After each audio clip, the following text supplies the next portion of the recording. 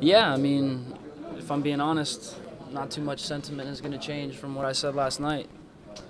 I think overall, the season was a very good season, and every guy in this locker room, every fan of this team, and especially the coaches, we all have a lot to be proud of, and I think that that's fair to say. But to say that the season, the way it ended, was a disappointment is probably an understatement. And right now, it certainly feels like more of a failure than a success. But when you look at it overall, certainly a lot to be proud of. So it's tough to take. You just wish you could rewind back to 2 weeks ago, before we started that first Columbus game. You wish you could just start the game a little bit better. I think that's basically what it comes down to. But credit to Columbus. I watched the game again last night. They were better than us. The entire series, we did not play well. They changed up basically the entire way they play, their entire philosophy, their entire system of play. They completely went away from that. And that's credit to Beerhalter. I mean, he knows what the strength of our team is, and he adjusted accordingly. And I think throughout 180 minutes, we didn't make enough adjustments on the field to really make the series interesting. And then even with that said, we're still a goalpost away from taking this series to extra time, I think, which shows you how resilient and how good this team is. Even when we aren't at our best, we still take, Columbus, which is one of the best teams in the league, to the brink of extra time when we're not at our best. So really, really frustrating way to go out, but a lot to be proud of. All that being said, in terms of the tactical approach you guys have had, very consistent all year long.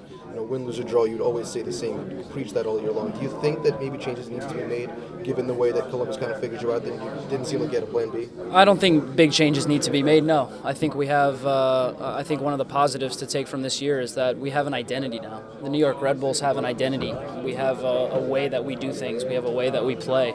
And that's going to carry us forward. That's not going to change. Do we need to make little adjustments? Absolutely.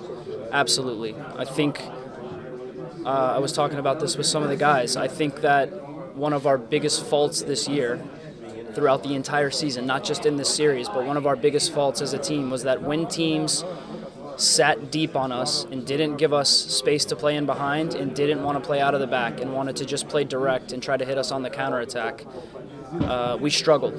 And that's just the truth. We struggled in games that teams did that to us, and we're going to have to learn how to play better in those moments. That's just a fact. I think every single game that teams did that, we struggled to break teams down and struggled to score goals. Now, we scored the most goals in the league, so you can't really say that it was that big of a factor, but this series, I think, is just a microcosm of the whole season in terms of us really not having a defined plan B of how to go about things. DAX, Ali just said that they picked up your contract extension for the coming year. So can you talk a little Hallelujah. Can you talk a little bit about that? Yeah, that's great news. Obviously I have 1 year left, and we'll see what happens in the future. If hopefully coming back next year, we'll be able to make another run at MLS Cup. I couldn't be prouder to be a part of this group of guys, a part of this locker room. I mean this from the bottom of my heart. It is truly one of the best locker rooms I've ever been involved in, from the coaching staff to the front office, throughout all the players. It's one of the best locker rooms I've ever been involved in. Some great players and even better people here. To be able to come to work and be with these guys every day is a blessing. So I'm looking forward to at least another year of that. And obviously in the future, you guys know, we'll see what happens. Hopefully I'll be here for a long time. When did you find out? Or when was it actually negotiated? It's just part of my contract. I've always had that option year on my contract, so that's always been there.